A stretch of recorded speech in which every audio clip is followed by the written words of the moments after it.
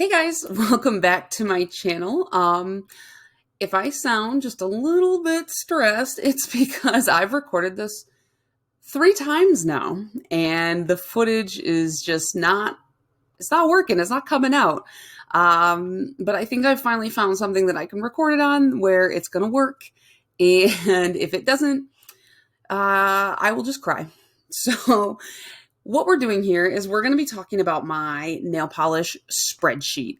I've mentioned it a few times in my videos, and a couple people have asked me to talk about it and share it.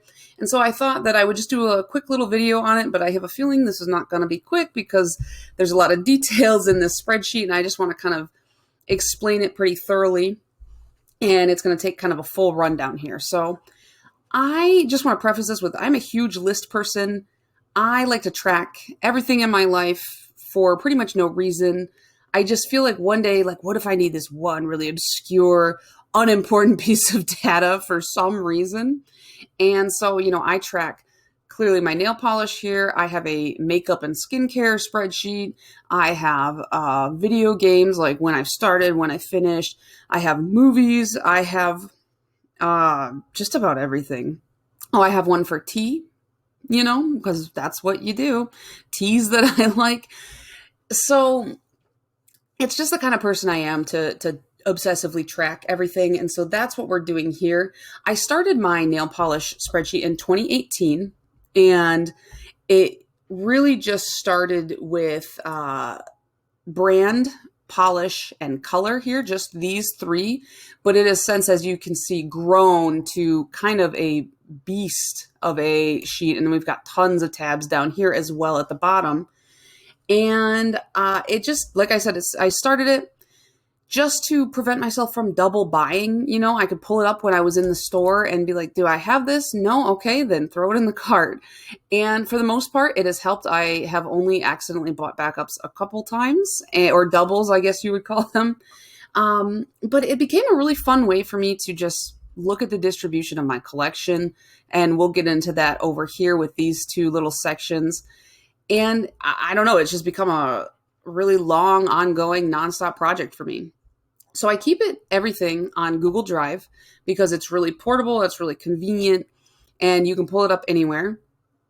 And we're just going to go column by column and tab by tab, and I will talk you through the whole thing.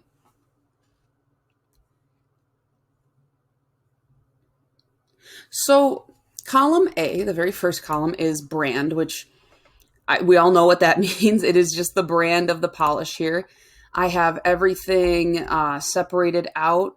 Even if you look like Essie and then Essie Gel Couture, I keep those separate for like counting reasons. I have all of my, OPI Infinite Shine, and then Nicole by OPI is separate. And if you look like Sally Hansen, these are all like the different ones. I try to keep them separate because I just like to know the exact count of each. It helps later on if you ever want to like do a quick inventory, you know exactly what you're looking for, exactly where the category is missing. Column B is one that I added a little bit later on. This is collection. It was never something I cared about initially because I wasn't buying whole collections at the time. But when I started buying collections, I started to realize like, oh, that would be helpful to know. And so I started trying to fill it in kind of retroactively. And some of them are easier than others, like China Glaze and stuff, pretty well documented. But others, it's hard to find. You can see these big gaps in my collection section. It's just hard to find some of this information. I have relied pretty heavily on some of those early nail bloggers, like who did all that hard groundwork. And for the most part, I've gotten a lot. Sometimes I forget because I keep this tab hidden. So like this is one of my newest purchases. I should put in, what is this, like wow, I can't type, -001 collection, I believe. So I forget to even fill in the newer stuff. So that's another reason why this is kind of lacking. I need to just go through, I need to keep it unhidden, but usually I keep it like this. But just for today's purposes, we're gonna keep that out. Column C, polish name. Again, very self-explanatory. Just the name of the polish, not too much to say about that. Column D, we have the color. Now, this one, there are some changes I would like to make. I like to fill in the color as well, just so that it's like kind of a good visual. I think that's fun. But if you go to the top, you can see these over here on the right-hand side are all the colors that I sort by. Now, you can see I have just like regular Roy G. Biv, brown, nude, gold, silver, black, gray, white, and multi. Now, I could add a category between green and blue and do like a teal. And I could even do like between blue and purple and do like indigo or like blurples or something like that. Because honestly, there are so many colors that, especially in the teal category, where I'm like, I don't know if I should put this in green or blue. And so sometimes I swap them back and forth, and that becomes kind of annoying. So I could add that, and I could add the other categories. But honestly, this, I feel like it almost keeps it just simple enough, because sometimes when you add too many categories, things get a little out of control. And then if we're talking about the multi-category, like we can see, let's sort it by multi, so I can kind of show you what I mean by that. So most of these multicolors are like ones that have chunky glitter in them, and there's like multiple colors, that it doesn't lean fully one color, like one way or another. Like this World Away by China Glaze, it's just a ton of different colored glitters. There's not one color overpowering anything else. So that's when I just do multi, because it's impossible to categorize. These unicorn skins, I think that I probably could color categorize them, because they do all have like one lean one way or the other. Like, I just don't want to. I just want to leave them in multi right now. I'll think about it later. We'll see. And then this category, nude, these are ones that I just, at one point or another, I felt like they were nudes for me, but I just don't like the idea of having a color category called nude, because as we know, like, nude is a concept, not a color. And, wearing, like, what is the difference between these and color category brown? Plenty of browns are nudes on people. So I think I'm going to change a lot of these to probably tan, not chinchilla, because that's not tan. I don't know why that's even in the nude section. You can see like some of this is just a little bit off. So I need to pull all of these, reassess the color, decide if they're tan or gray or something else, and just get rid of the nude category, because I just don't like it anymore. For column E, we have the finish. You can see I have plenty of finishes here. Some of them I think could be off, because I do have some trouble differentiating between like a shimmer and a metallic. And I will say, like, sometimes Zoya on their website, because sometimes I rely on the website description. Sometimes on their website, they'll call something a metallic, and I'm like, that's a shimmer, sweetheart. Like, why are you calling this a metallic? Because to me, when I think of metallic, I think of like, Essie has like one is like Penny Talk and stuff like that. Those are metallics to me. Anything that's not like that is just a shimmer in my head. So some of these could be reassessed. We also have like 4 different glitter categories: glitter dash chunky, glitter dash crelly, and glitter dash jelly. And I don't know, I do want to differentiate some of the glitters, because there's a few different kinds, but I think that this is not the way to do it. And then I have special effects. Like, this is just a glow in the dark and a leopard spots. I think that that's fine, even though I just did a special effects video where I decided that anything that's not a cream is a special effects polish. So clearly something changed. And then we've got textured. These are just a couple OPI ones. They say they're textured. These are not textured. I don't know if I got bad bottles or what, but they're not. So yeah, that's my finish. Again, needs to be worked on. This is just a forever project. So I will be working on this until I die. Let's see. Category F is notes. So this is just the category where I put any additional info that I may need. I have my gels, magnetic, minis, because I like to know which ones are the minis. I have one peel-off polish, anything that's stamping, so that if I'm going to stamp, I can just sort by stamping, cut everything else out. I have thermals, they're dead. And then I like to keep my toppers separated here so I can do a quick filter by toppers. And then we have backups. Now, I know I said I started making this sheet to prevent backups. Sometimes accidents still happen. There's been a couple where I just double added something to my cart. I'm going to talk more about this. I'm going to do a backups video, but you can see for how big my collection is, I only have 10 backups. And some of them were like this Play Rosé, and then these 3 Zoyas, I just received the collection from alternate routes, so I just got doubles of those. Some of them are just from buying somebody else's collection, and it just doubled up a couple of mine. But you can see it's not too bad considering how big my collection is. I don't think that's bad. I'm not someone who buys backups, but I'll get into that in the backups video, so don't worry about it right now. All right, and then column G is number of times worn. Now this, starting from G, like these are the newest columns that I've made. Now, number of times worn, you can see there's a what do you call it? A formula. Wow. There's a formula here. So this will add 1 every time this sheet called worn all time down here has this set of words exactly. So anytime this sheet, worn all time, mentions the polish name, it will add 1, and it just counts them all up, and it just makes it really easy for me to see like what are my untrieds here, what have I worn, and stuff like that.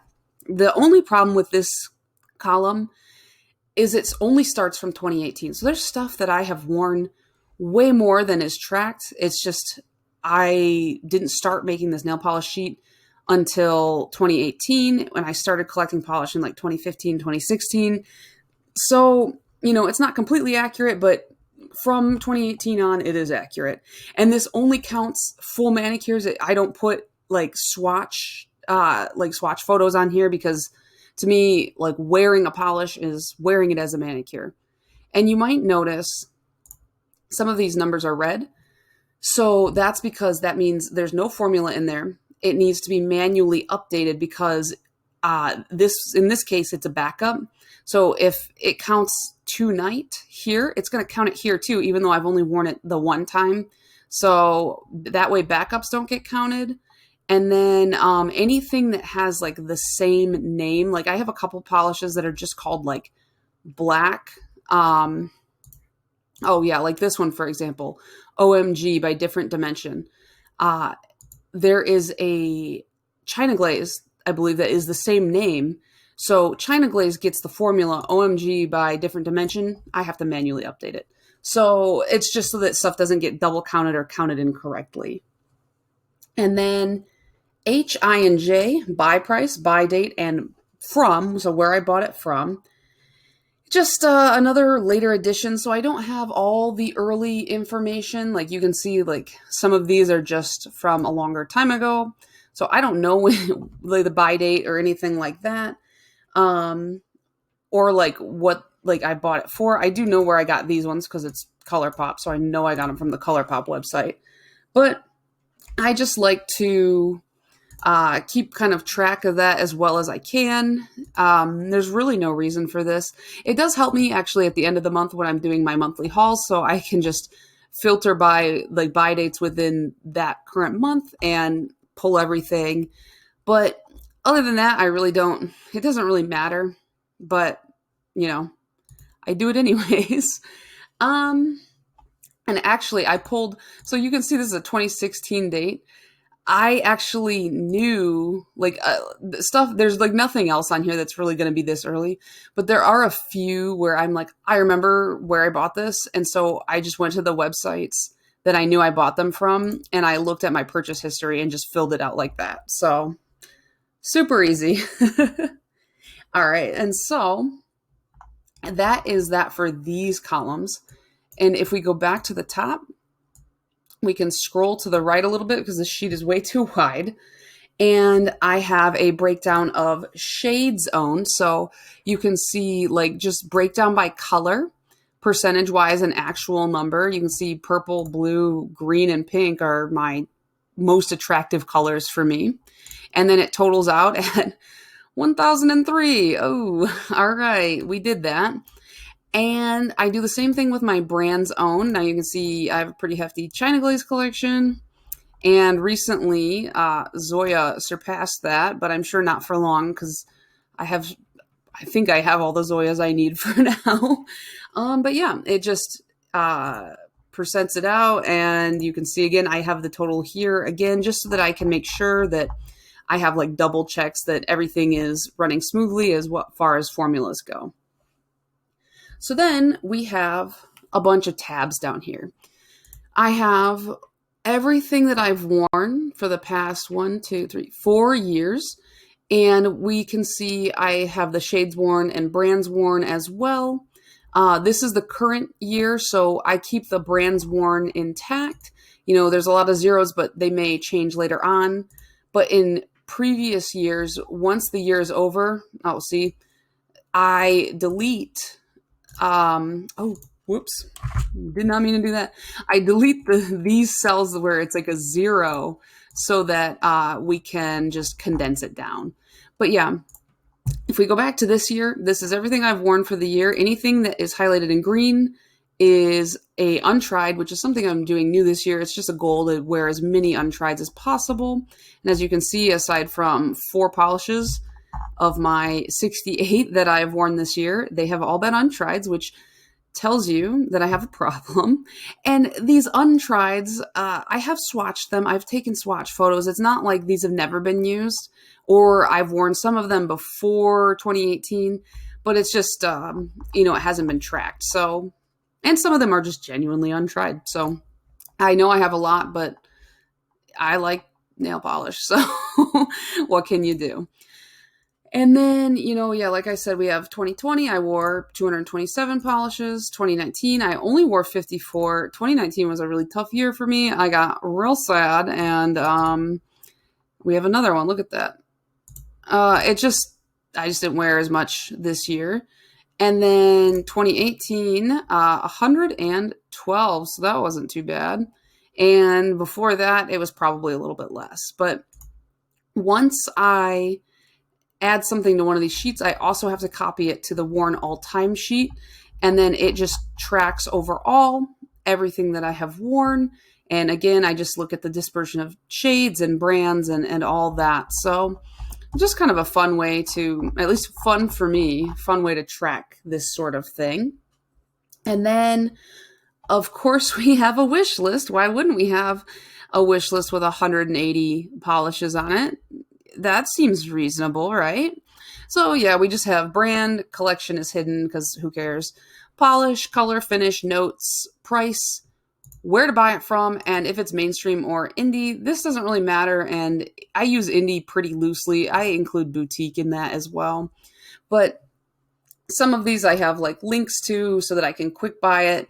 And one of the main reasons I keep this kind of a sheet is anytime I see something I like, I'll add it to the sheet. You can see like, okay, I discovered Enchanted Polish like a few months ago, and I went through their whole website and I put every single polish that intrigued me onto this page.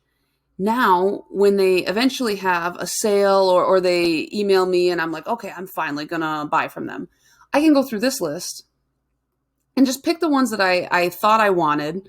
And it makes it a little bit quicker and easier for me, but I can also kind of come through every so often and cull my list and take a look and say like, why did I actually want this polish? Because sometimes I put stuff on in the heat of the moment and then later on I'm just like, why did I want that? You know what I mean?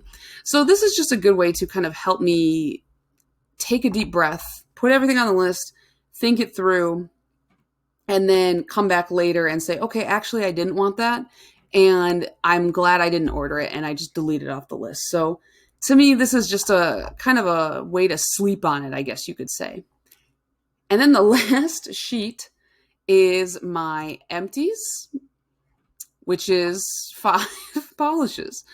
I have only completed 5 polishes in my whole life. And I'm going to say 3 of these barely count because Can Make Tokyo the bottles are really small. They're like mini size. And Julep, I think they're like the size of a mini as well.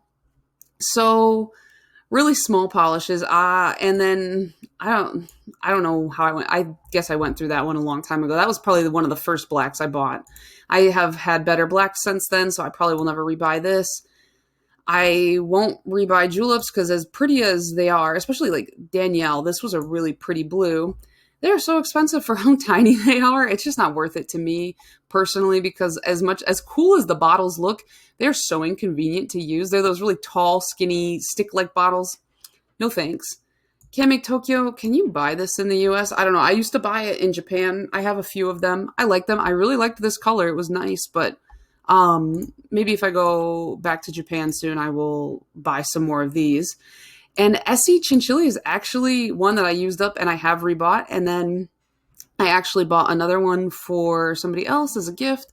So, but that's not, their birthday's not till August. So I was a little bit early on that one, like 3 months. So, but yeah, so this is my Empties collection here. I don't have that many. I probably won't have many more to add.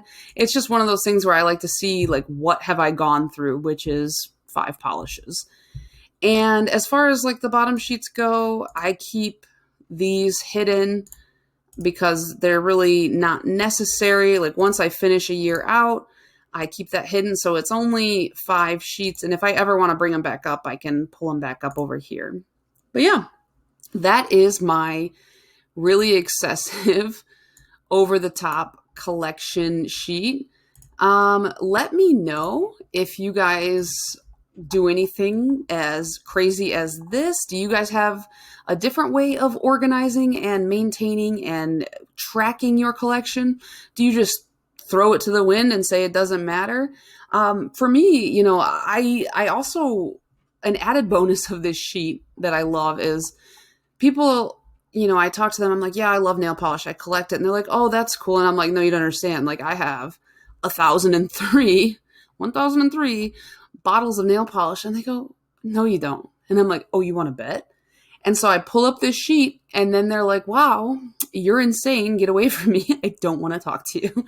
So yeah, it's just fun to freak people out with this kind of stuff, I guess. But ultimately, yeah, I just like to go through it. I like to look at it. I don't know. I love data. So yeah, let me know down below. How, if at all, do you organize your collection like this? Or do you just use swatch sticks? Do you keep a list somewhere? I have this and I have swatch sticks, and I pretty much can mentally tell you everything in my collection as well, because all that's in my brain at this point is nail polish and SpongeBob quotes. So yeah, just let's chat it out in the comments, and I will see you in the next one. Bye.